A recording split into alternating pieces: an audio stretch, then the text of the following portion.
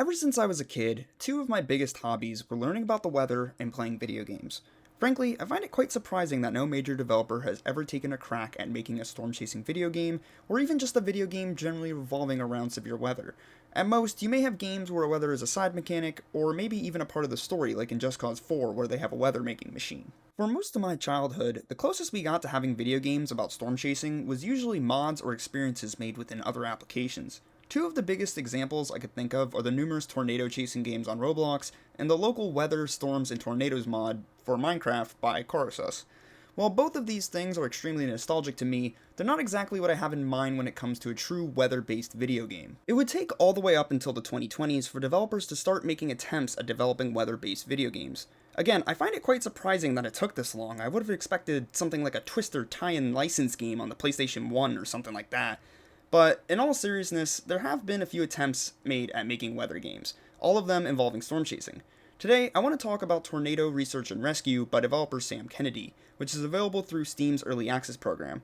But before I get deeper into the game itself, I want to briefly explain why I'm doing this in the first place. If you take just one look at my channel, you'll see that video game reviews aren't exactly my forte.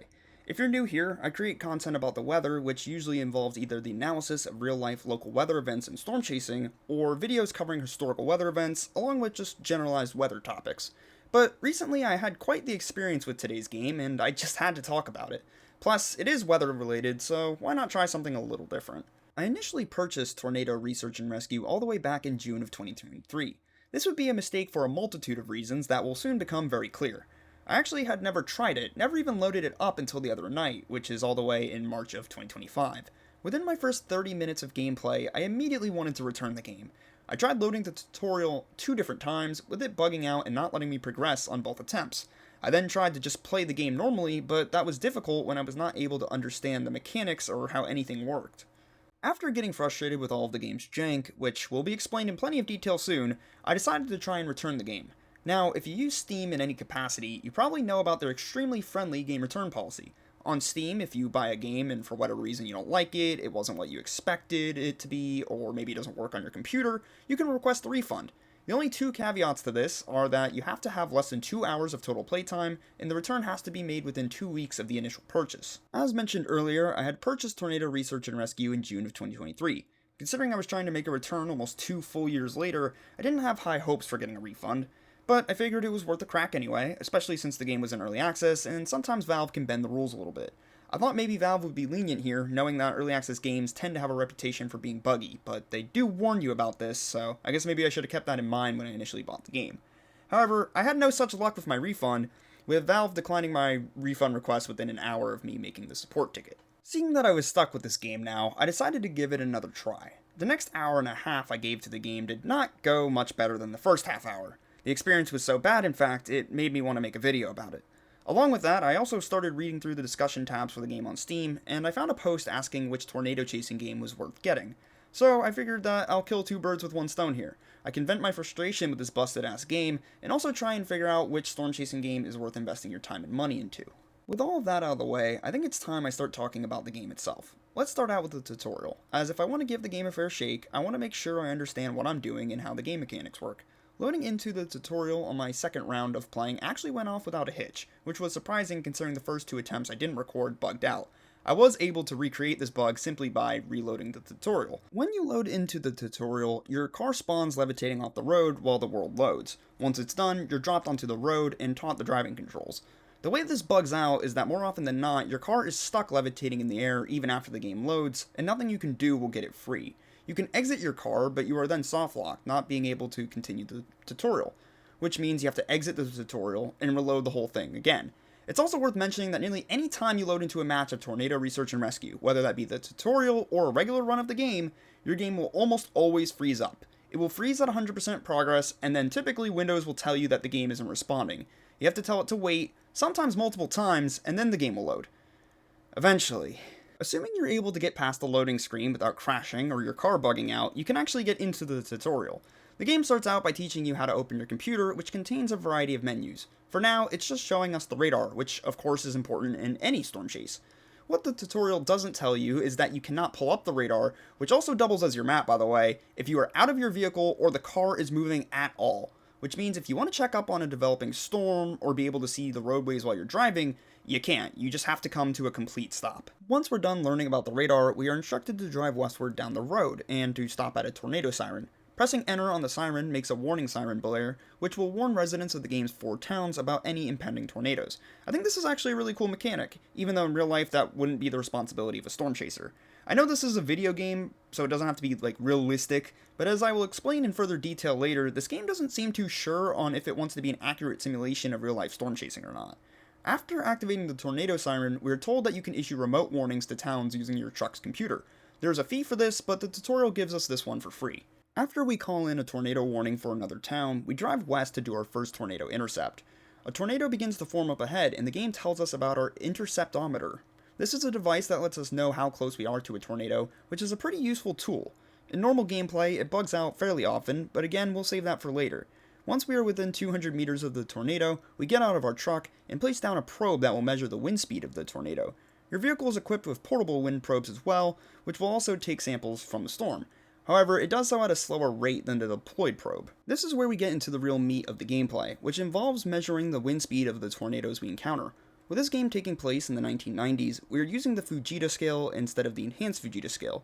If you're unaware of what either of these are, I'll briefly describe them. The Fujita scale was developed by Dr. Ted Fujita, a world-renowned meteorologist who studied tornadoes, back in the 1970s.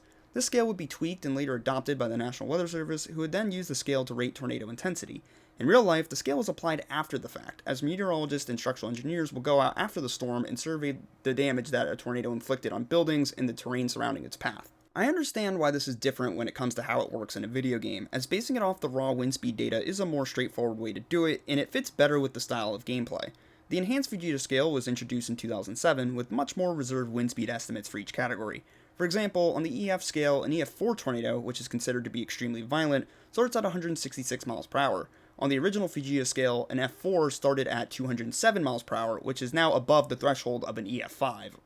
This scale is quite contentious for its use of damage indicators, which are a set of parameters that are used to rate a tornado's strength, but that's for another video. With the game's usage of the original Fujita scale, the wind speed thresholds are quite high for finding tornadoes on the stronger end of the spectrum. With that explanation out of the way, let's get back to the tutorial. The tornado has crossed over our deployable probe, and as we can see in the bottom right, it contained winds ranging from F1 to F2 intensity. We're also told more about warning towns, and that we have the ability to photograph tornadoes. This can provide us with a bit of extra cash, and it adds to the overall storm chasing theming of the game. The camera is extremely basic, with the light zoom function being its only real mechanic aside from taking the picture itself. It also tends to not work most of the time in regular gameplay, but it was at least kind enough to work in the tutorial. After we take our photo, we are instructed to go back and pick up our wind probe. The game will tell you how far away you are from the probe in the bottom right, but there is no on-screen visual indicator of where it is. This will be yet another problem later on. Once we get back to the probe, we load it back into our trunk, and with that we have completed our first successful tornado intercept. From there, the game tells us about the market and upgrade screens. On the market screen, you are able to sell your wind speed samples to someone, I guess the National Weather Service or something. I don't know why you're able to sell them, but whatever.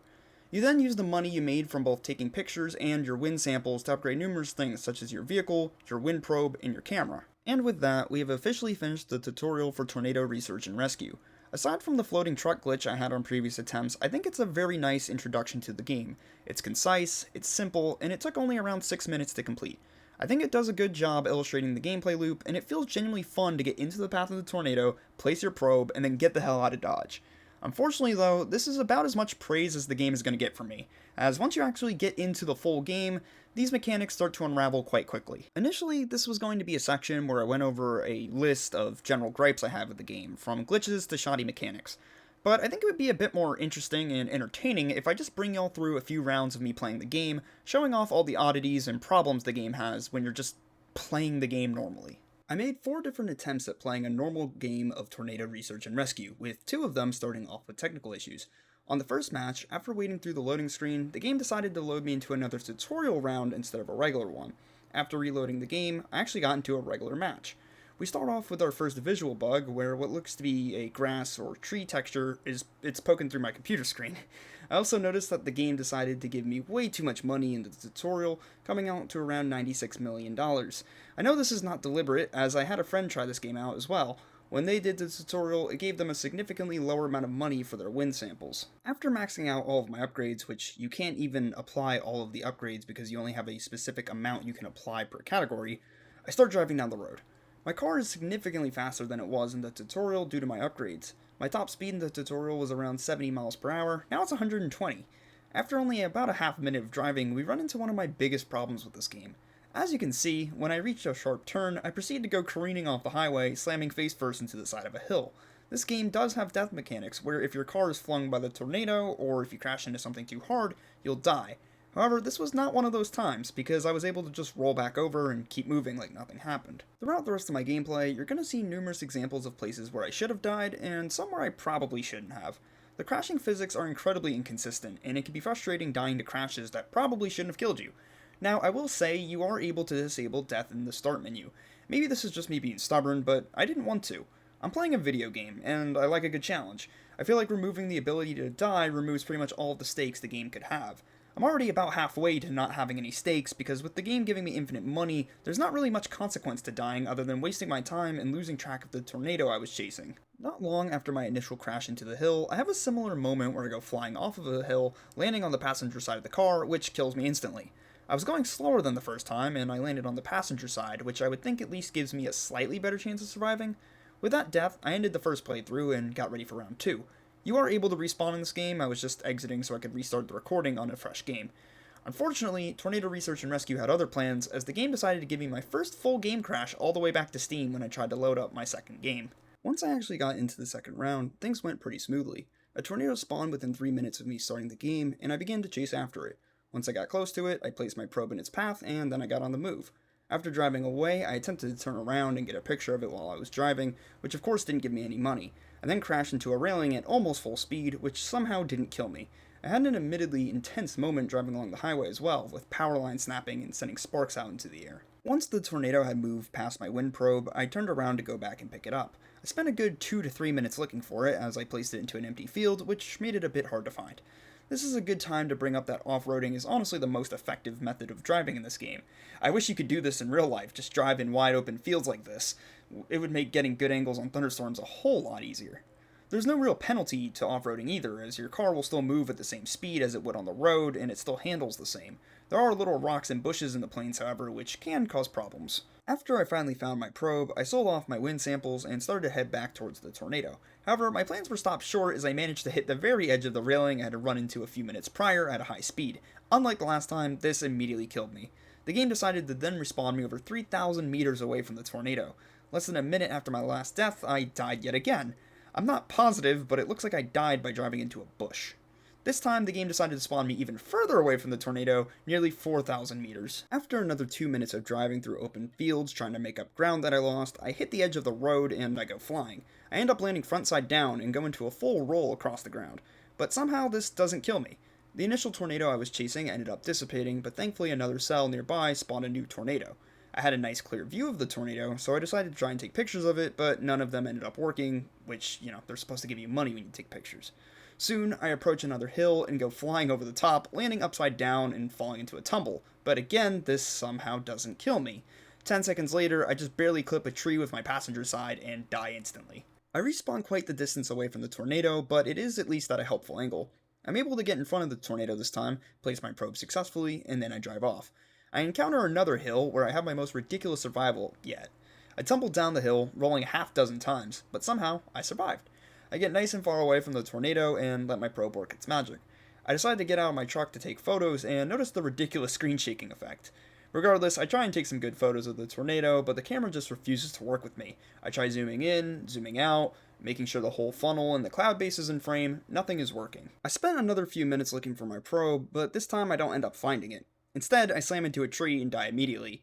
This time, the game must have been feeling generous though, because it actually spawned me half the distance away from the tornado that I was when I died. On top of that, the probe returns to your car when you die and starts recharging. It doesn't take long for me to get close to the tornado again, but I'm unable to get to where I need to be because there's railing on the side of the road. For whatever reason, I turned sharply. I don't know if it was the power pole under my wheels or just a plain skill issue, but regardless, I end up crashing into the railing and I die immediately. The game absolutely freaks out when I respawn, flipping my car around and the trees are still acting as if I'm right next to the tornado. Here I get to see the most severe visual bug yet, where the trees ahead of me only start to whip around in the wind as I get within 30 or so feet of them. The tornado I was chasing before I died a moment ago dissipated, so I was in for another 3,000 meter trip to the next tornado. Once I get there, I have a pretty good intercept before I pick up my probe and drive away. While attempting to chase the tornado, I come across a river and then have a death that I absolutely deserved. I started off my third match of tornado research and rescue without any negative technical issues. I specify negative there because there was still one odd bug. When I loaded in, the game decided to randomly give me 249 free F2 tornado wind samples, which I thought was really thoughtful. The first storm to produce a tornado spawned pretty far away from where I started out, so I had quite the drive ahead of me. I tried to stick to the roads at first, but the tornado was moving from west to east over an extremely rural portion of the map where there were not many roads. This meant I was in for more riding in the plains and hill hopping. Not long after getting off the roads, I hit my first speed bump, or rather, a rock. It sent me spinning through the air and kept me rolling for a good 10 seconds afterwards, but I got out of it unharmed. After a bit more driving, a second, smaller tornado spawned behind the first one, meaning I was dealing with twin tornadoes. I soon hit another bump in the terrain, which sent my car flying and landing front side down at about a 90-degree angle. Instead of the game carrying my momentum forward, I seem to get stuck on the ground, which flings me into the air, and I once again start spinning around violently. But yet again, I survived another tumble. As I got closer to the twin tornadoes, it was looking like it was going to be quite the intercept.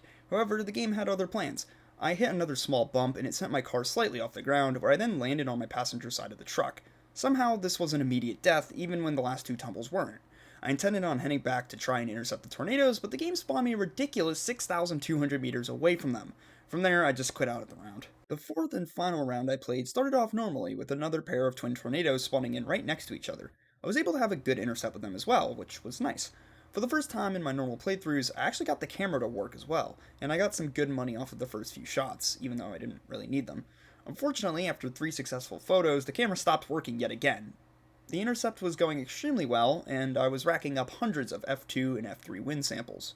Once the tornadoes had passed by me, I went to go and pick up the probe. It fought with me for a moment, but eventually it got back into the bed of the truck. I sold off my samples and began to get moving to set up for another intercept. Unfortunately, I yet again go flying off of a cliff while hill hopping and die immediately on the landing. Despite spawning well over 5,000 meters away from the twin tornadoes, I decided to take it in stride and get back in front of the tornadoes as quick as I could. Once I finally got there, both tornadoes decided to rope out at almost exactly the same time. While I was beginning to get annoyed with the game's antics, I decided to keep chasing after the storm. I was playing on high difficulty, which means the storm cells are likely to cycle, producing more tornadoes. After a bit of driving, my truck somehow starts spinning out on flat ground, which slows me down significantly as I went down a hill. I then fell less than 10 feet, with the truck landing slightly forward, which killed me immediately. I think this was easily my dumbest death I had overall, and it really goes to show just how inconsistent the collision deaths are. When I respawned, the game decided to spawn me the furthest away from the storms that it had so far, almost 8,000 meters. My map was also bugged out, not showing me just how far away I was from the storm initially. I had to wait on the radar to reset. When it finally updated, I decided I had enough of the game for that night. Before I get to my final thoughts on tornado research and rescue, there is one more thing I wanted to briefly touch on. Initially, the first 4 rounds I played was all I intended on playing of this game, but as I was writing the script for this video, I remembered that there were some more side modes you could play, these being Tornado Magnet and Doomsday.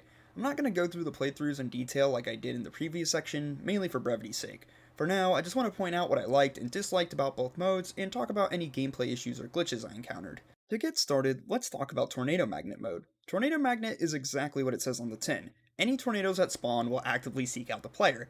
For some reason, this mode doesn't have a description on the menu screen like the other ones do, but in gameplay, I can confirm that is how it works. The storms still tend to spawn far away from the player, but once the tornadoes drop, they make a beeline directly for you.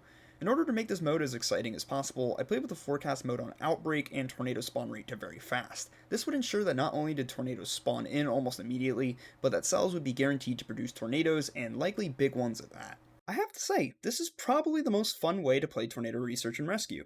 Having the tornadoes move towards your location helps alleviate some of the issues I have with the game, such as the crappy road network making hill hopping the more viable strategy for getting around. With Tornado Magnet mode, you can just set up along a highway and the tornadoes will eventually move your way. Also, playing on the higher forecast and speed settings, it makes the gameplay very chaotic but in a fun way. Usually you'll have a massive F4 or F5 monster just right off the bat. This makes for some genuinely intense moments as the terrain around you gets torn up, power lines snap, and debris gets sent flying for hundreds of feet. And if you get close enough to a big tornado, you will be the one flying for hundreds of feet. However, this mode is not without its own issues. The first big issue I noticed was with tornado intensity and how they affect the player and your vehicle. Something I didn't notice in my earlier playthroughs of this game is that the tornadoes really don't seem to affect the player until they reach F4 or F5 strength. By that I mean, other than the ridiculous screen shaking effect you get when you step out of the car, the winds do not move your player or your vehicle until wind speeds reach well over 200 miles per hour. Now, I'll be honest, I've never chased a tornado in real life, but I have been in quite a few nasty thunderstorms, and I can tell you it does not take 200-mile-per-hour winds to start shoving your car around on the road. Look, I'm really not trying to sound like a weather weenie here, because I'm looking at it from more than just the realism perspective. It goes back to what I said earlier about having stakes. It's hard to feel like there's any real challenge when you can just drive through an F3 tornado with 170-mile-per-hour winds like it's nothing. Even then, it's not like the winds really do all that much if you drive well, even once they reach above 200 miles per hour. Watch this clip here. Despite the tornado being no more than a few dozen meters away from my truck, and the wind speed reading 203 miles per hour, I'm still in perfect control of my vehicle. No swaying, no getting flung off the road, it's like I'm driving on a sunny day. Even when I start driving off-road, my vehicle is completely fine until I hit a bump. It took up until 270 mile per hour winds in an F5 tornado to finally start lifting my vehicle. Even then, the tornado didn't keep me within its grasp for very long, as my car just shot out the backside immediately. Considering how finicky the deaths from collisions were in my early runs, I'm surprised I survived the landing, let alone lived for this long before I eventually died when my car tipped. Again, it's hard to feel like there's any stakes or challenge in this game when I can survive one of the strongest forces on Earth just by being good at driving, I guess. Another issue comes with the spawning of tornadoes. In one run, I had an F3 tornado spawn directly overhead. Again, this isn't really much of a threat considering the wind speed issue I just described, but rather the issue is that an F3 spawned in the first place. Checking the forecast screen, you could see that the intensity percentages claim that only F4s and F5s can spawn. All the other ones have a 0% chance of spawning. This was actually how I figured out that F3 wind speeds don't really affect you at all, as I stayed sitting inside the tornado for multiple minutes with nothing of note happening. The game also begins to chug like crazy once it starts tearing up larger structures, such as homes. Here, an F5 tornado was just beginning to move into the edge of a town I was in. The moment it starts tearing up this warehouse, things start to look more like a PowerPoint presentation than a video game.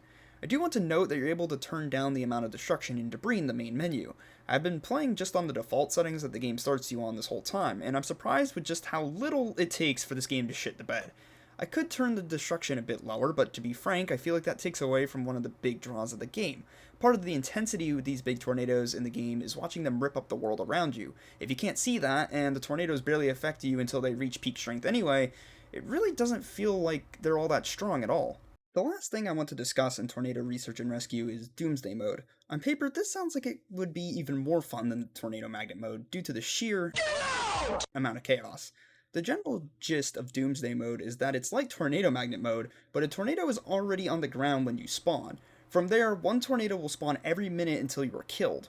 The mode also plays differently than every other mode, with the main objective being to survive instead of collecting data. I really like playing round-based survival modes in video games like Call of Duty for example, so I thought this sounded like a ton of fun. Unfortunately though, I cannot tell you anything about Doomsday Mode as it flat out doesn't work. I gave it 2 different attempts, one for about 2 minutes, the other for 6 minutes. Both times the initial tornado didn't even spawn, and no storm cells developed to drop more tornadoes in. It's really a shame to see the entire game mode is broken because it sounded like it could have been a lot of fun. Alright, I might have lied a little at the start of the Doomsday Mode section, because there is one more mode I want to talk about in Tornado Research and Rescue before I wrap up this review. It's called Be the Tornado, and it plays very differently to every other game mode in this game. Initially, I wasn't interested in playing the mode, as it just seemed like it was going to be a gimmick, and don't get me wrong, it absolutely is. I was going to skip out on talking about it in the review until I began to think more about the mode while writing the rest of this video's script. To be blunt here, I feel like the inclusion of a game mode where you get to act as the tornado is a bit hypocritical on the developer's part, and let me explain why. Within the configuration menu before any round of Tornado Research and Rescue, there is an option to change the date. This will only show up in the game when you pull out your camera, and as far as I can tell, it has literally zero bearing on how the game behaves, and it's simply for aesthetics. In the top right corner of the screen, the developer reminds the players that they should be respectful of notable dates in weather history, such as ones that involve tornado outbreaks or otherwise violent tornadoes. For example, it may be considered insensitive to set the date to May 3rd, 1999, for the sake of recreating, or role-playing, being a storm chaser on the day that a monster F5 tornado leveled parts of Moore, Oklahoma. I agree with the sentiment here, as I would have to imagine if I lost family or my livelihood to that tornado, or any tornado for that matter, I would feel pretty offended and disrespected if I saw someone recreating that event for fun in a video game. The developer even goes so far as to say that if they see videos of people quote unquote glorifying death and destruction on these dates, that the feature will be removed entirely. Again, I completely agree with the sentiment here, but I do think it begs a few questions. For starters, what's the point in having the ability to change the date in the first place? As I mentioned, it has no bearing on how the game functions mechanically. It's not like if I set the date to one of a famous outbreak, it's going to only make monster tornadoes spawn. Frankly, the only way I see it being used is for some very strange people on the internet to roleplay chasing storms on a famous day in weather history. And I think the developer knows this, given the warning message on the options screen. But I guess to them it's okay as long as said person doesn't make a video recreation out of it and post it online. Secondly, I don't understand the logic in having such a strong position on changing the date, but then turning around and making a mode where you get to literally play as a tornado destroying the towns. What's stopping someone from making a video where they play as an F5 tornado and destroy one of the in-game towns, and then they pretend it's a recreation of the Bridge Creek Moor tornado or any other devastating tornado event in history? Couldn't that be considered equally, if not more offensive than changing the date to a famous day for the sake of aesthetics on a fake storm chase? Again, I only point this out because it does seem like the developer was aiming to make a relatively realistic depiction of storm chasing, one that is at least semi-accurate to real life and respectful of Mother Nature and those affected by her wrath. I don't understand why the developer considers it so offensive to change the date, but somehow this is completely okay. It just feels like a double standard. Putting aside the potentially conflicting morals of including this type of game mode in a game called Tornado Research and Rescue, the mode itself doesn't play very well either. From a gameplay perspective, it's extremely bland and not really that fun to play. Your only controls are your movement keys. You can't even pull up a map to see where you are located. This means a lot of the game is just spent wandering around the terrain looking for something to do or tear up. You also have no influence over the intensity of the tornado you control, and it just intensifies at random intervals. The only objective in this game mode, if you can even call it that, is to cause destruction. Really, the only thing to destroy is the towns, as 95% of the trees in the game don't snap or go flying, so it's not like you can go around leveling forests, and the only things that do break consistently are the telephone poles along the roads.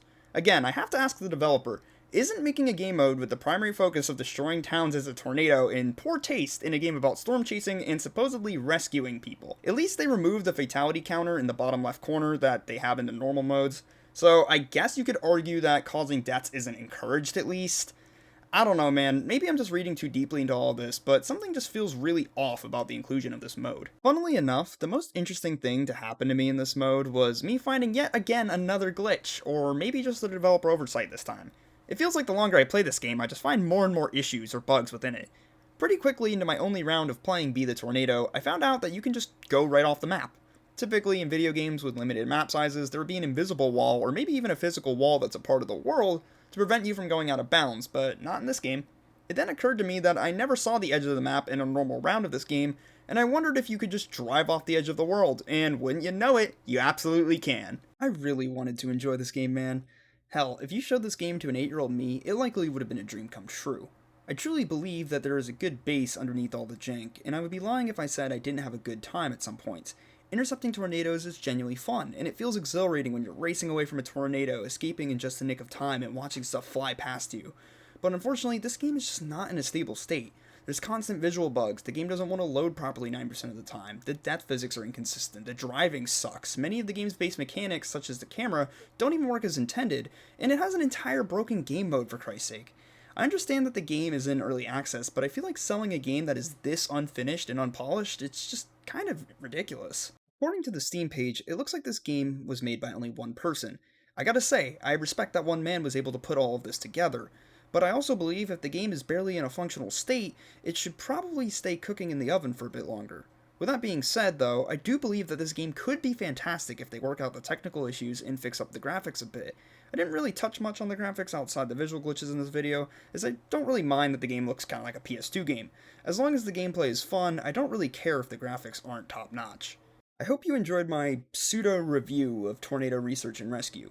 While I do think this game has its good moments, I can't say I recommend buying it in its current state. Once I get around to playing the other two storm chasing games on Steam, those being Outbreak and Storm Chasers, I plan on making videos on those as well. If you enjoyed this video, consider leaving a like and subscribing if you haven't already, so it lets us know that you enjoy what we do here, and it helps our videos reach more people. If you're new to this channel from this video, I can't say that there's going to be much more of this type of content, but hey, if you're interested in the weather and learning about it, I got plenty of that type of content to go around. Thank you for watching, and we hope to see you in the next one.